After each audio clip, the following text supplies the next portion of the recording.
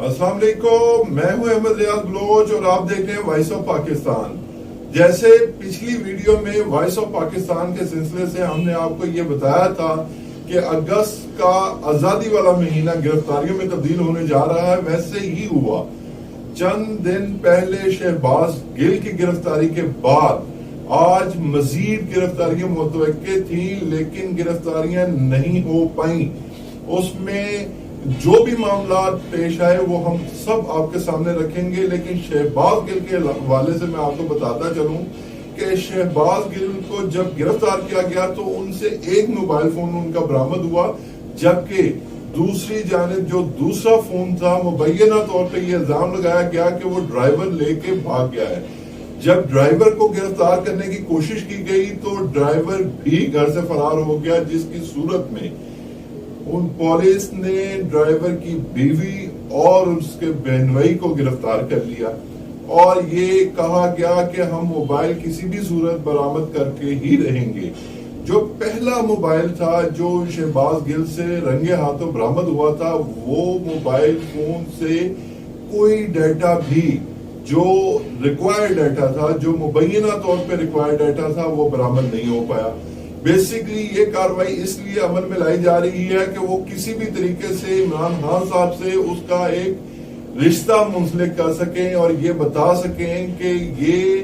जो फौज के खिलाफ बयानिया है ये मुबैना तौर पे इमरान खान साहब के जेर असर जा रहा है। उसी हवाले से रात गए 2 बजे अम्माद यूसुफ, जो कि तहरीके इंसाफ के नहीं बल्कि ARY के निजी टीवी चैनल जो है उसके एक डायरेक्टर न्यूज है, उन्हें भी गिरफ्तार कर लिया गया। ये बेसिकली ये जब आपने माजी में और छोटे होते ये मिसाल सुनी होगी कि जब लकड़ियों को इकट्ठा जमा कर लिया जाता है तो उसे तोड़ना मुश्किल हो जाता है। ये एक एक करके इसलिए गिरफ्तारियां अमल में लाई जा रही हैं और यहीं पे अगर मीडिया ने भी अपनी आवाज ना बुलंद की तो शायद कभी कहीं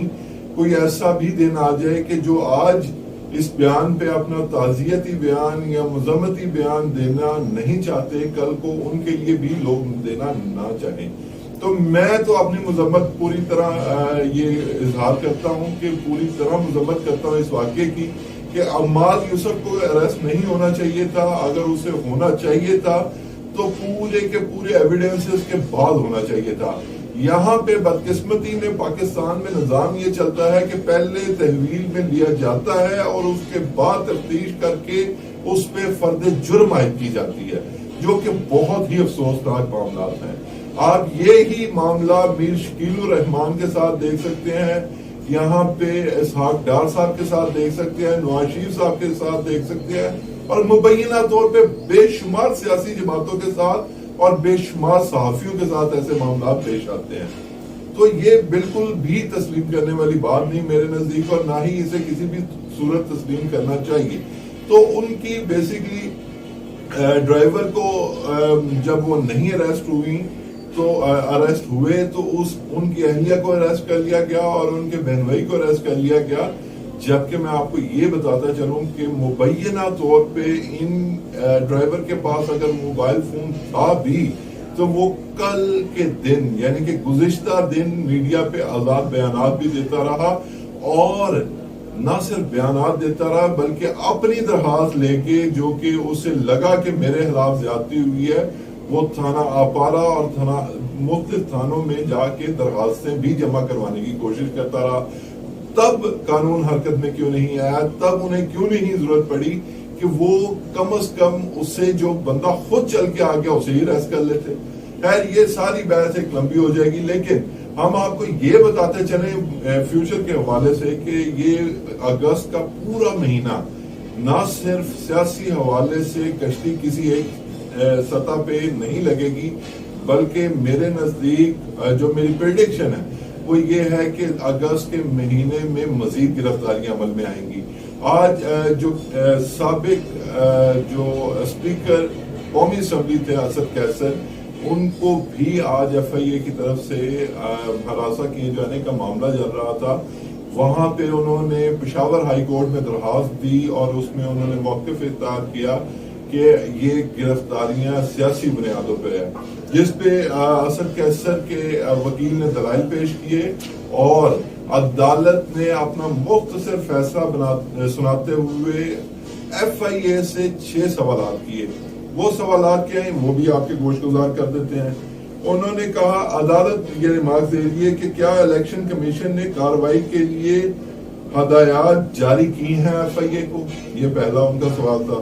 دوسرا کیا وفاقی حکومت نے ایف آئی اے کو اس کیس میں تحقیقات کا کہا ہے، یہ دوسرا تھا۔ اور تیسرا انہوں نے کہا کہ کیا پولیٹیکل پارٹی ایکٹ 2002 ایف آئی اے کی جورسڈکشنز یعنی کہ مطلب ایف آئی اے کی حدود میں آتا ہے کہ نہیں۔ تو بیسیکلی عدالت نے وہ سوالات کیے اور یہ بھی کہا کہ کیا یہ صرف کیس بنیادی طور پہ سیاسی تو نہیں ہے یا اسے سیاسی انتقام کا سلسلہ تو نہیں لیا جا رہا۔ تو اس پہ ایف آئی اے کو یہ سوالات ارسال کر دیے گئے ہیں اور ایف آئی اے کے جو وہاں پہ کورسپونڈنٹ تھے، جو وکیل تھے، انہوں نے ان کے جوابات کے لیے وقت طلب کیا ہے۔ اور اس کے ساتھ ساتھ جو ہے اپنا مصدق ملک صاحب، انہوں نے بھی عمران خان صاحب کو آڑے ہاتھوں لیتے ہوئے یہ کہا کہ 75 سال ہو گئے پاکستان کو آزاد ہوئے، عمران خان صاحب کو آج بھی نہیں لگ رہا کہ ہم آزاد ہیں، انہیں کوئی بتائے جا کے کہ ہم آزاد ہیں۔ اور ساتھ ساتھ انہوں نے یہ بھی کہا کہ چیف آف آرمی سٹاف، تو میں نے سنا ہے chief of the staff army میں ہوتے ہیں، یہ ان کے چیف آف سٹاف جو گل صاحب تھے ان کا تو میں نے رینک بھی پہلی دفعہ سنا، اور ایسے رینک جو ہے سیاسی پارٹیوں میں نہیں ہوتے۔ اور انہوں نے مبینہ طور پہ یہ بھی کہا کہ کیا فوج اور فوج کے سپہ سالار، الیکشن کمیشن تمام ہی عمران خان کے خلاف سیاست میں ملوث ہیں۔ یہ ساری باتیں آج کا منظرنامہ تھیں، اور اس میں جو چیز بتانے کی ضرورت ہے وہ یہ ہے کہ عمران خان صاحب نے آج اسلام آباد میں اقلیتی برادری کے ساتھ ایک کنونشن میں خطاب کرتے ہوئے بہت سارے اپنی دل کی بھڑاس بھی نکالی۔ انہوں نے یہ کہا کہ کیا یہ ملک انصاف کے بغیر آگے چل سکتا ہے۔ انہوں نے ریسنٹلی جو ہے وہ 4 جو مسلمانوں کو شہید کیا گیا میکسیکو میں، ان کا بھی ذکر کیا، اور انہوں نے کہا کہ اسلام کی بنیاد پر جو میثاق مدینہ تھی وہ اسلام کی بنیاد تھی، اور اس میں مسلمان، عیسائی، یہودیوں کو ایک جیسا سلوک کرنے کے لیے کہا گیا تھا۔ اب انہوں نے حضرت علی رضی اللہ تعالیٰ عنہ کی بھی مثال دی اور یہ کہا کہ حضرت علی کے دور حکومت میں جب ایک یہودی نے ان کے خلاف جو مطلب ایک قسم کا وہ جرگے میں فیصلے کے لے کے گئے ان کے خلاف، تو ان کا جو قاضی کا فیصلہ تھا وہ حضرت علی رضی اللہ تعالیٰ عنہ کے خلاف آیا تھا، لیکن پھر بھی حضرت علی نے اس فیصلے کو تسلیم نہ صرف کیا بلکہ اس فیصلے کو منوان تسلیم کیا۔ تو انہوں نے سارا معاملات اپنا اسلامک پوائنٹ آف ویو سے رکھے، اور انہوں نے کہا کہ آنے والی ہماری حکومت میں تمام برادریوں کے ساتھ ایک جیسا سلوک کیا جائے گا۔ اور انہوں نے ساتھ ساتھ مختلف جو ہے اسلامی ریفرنسز کو بھی کوٹ کیا۔ انہوں نے بلکہ یہ ایک سندھ میں مبینہ طور پہ زبردستی اسلام قبول کروانے کے حوالے سے بات کرتے ہوئے کہا کہ اس کا اسلام سے کوئی تعلق نہیں ہے۔ ہم بھی یہی سمجھتے ہیں کہ زبردستی اسلام قبول کروانا کوئی کسی قسم کی مطلب اسلام اس چیز کی اجازت نہیں دیتا، بلکہ یہ فورس میئرز ہیں جو کہ کسی صورت اسلام میں قابل قبول نہیں ہیں۔ مزید عمران خان نے ابن خلدون کا حوالہ دیتے ہوئے یہ کہا کہ انہوں نے اپنی مطلب بہترین مثال قائم کرتے ہوئے چند الفاظ ان کے کوٹ کیا اور کہا کہ دنیا میں اللہ نے انسان کو اگر بھیجا ہے تو وہ انصاف قائم کرنے ہی بھیجا ہے۔ تو یہ سارے معاملات عمران خان صاحب نے بنیادی طور پہ ایسا لگ رہا تھا کہ عمران خان صاحب یہاں پہ بیسیکلی پریچر کی حیثیت سے، تبلیغی حیثیت سے یہ نان مسلم کمیونٹی سے خطاب کریں، لیکن نان مسلم کمیونٹی بھی وہاں پہ نہ صرف عمران خان صاحب کو سن رہی تھی بلکہ ان کو بہت شدید قسم کی اپوزیشن پہ نعرے بازی بھی کر رہی تھی، امپورٹڈ حکومت نامنظور کے نعرے لگ رہے تھے، کہیں پہ عمران خان کے جو ہے وہ آگے بڑھنے کے جو ہے وہ نعرے لگ رہے تھے، اور ساری صورتحال. اور یہاں پہ انہوں نے یوسف کا بھی ذکر کیا جو کہ مبینہ طور پہ حراست میں ہے، اور کس طرح سے حراست میں ہے یہ تو بات کسی بھی علم رکھنے والے کے مطلب دماغ میں آنے والی نہیں ہے. لیکن عمران خان صاحب نے آخر میں جو بات کی 13 اگست کے حوالے سے وہ یقینی طور پہ انہوں نے میرے نزدیک قبل از وقت کر دی، اور جس پہ یقینی طور پہ وفاقی حکومت بھی اب متحرک ہوگی، اور وہ اس جلسے کو رکوانے کے لیے مکمل طور پہ سوچ رہی ہوگی اور اقدامات لینے کے بارے میں بھی سوچ رہی ہوگی. انہوں نے عمران خان صاحب نے کہا کہ ہم بتائیں گے 13 اگست کو ساتھ جشن منائیں گے آزادی کا، ساتھ یہ بتائیں گے کہ حقیقی آزادی ہوتی کیا ہے، اور یہ بھی بتائیں گے کہ حقیقی آزادی لینی کیسے ہے. تو یہ سارے معاملات آج جو ہیں وہ پیش آئے، اور تحریک انصاف کے جو گل صاحب ہیں وہ بیسیکلی ہیں تو پولیس کی جو ہے وہ حراست میں، لیکن مبینہ طور پہ اطلاعات یہ ہیں کہ نہ تو تحریک انصاف کا کوئی بھی رکن ان سے ملنے جا رہا ہے، نہ ہی ان کے فیملی ممبران، بلکہ یہ یہاں تک اطلاعات آ رہی ہیں کہ انہیں کھانا دینے بھی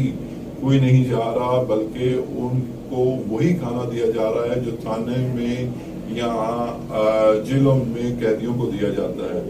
تو یہ معاملہ کہاں تک آگے چلے گا؟ یہاں پہ میاں محمود الرشید کے خلاف اور پھر اسد قیصر اور پھر بہت سارے پارٹی کے لوگوں کے خلاف مبینہ طور پہ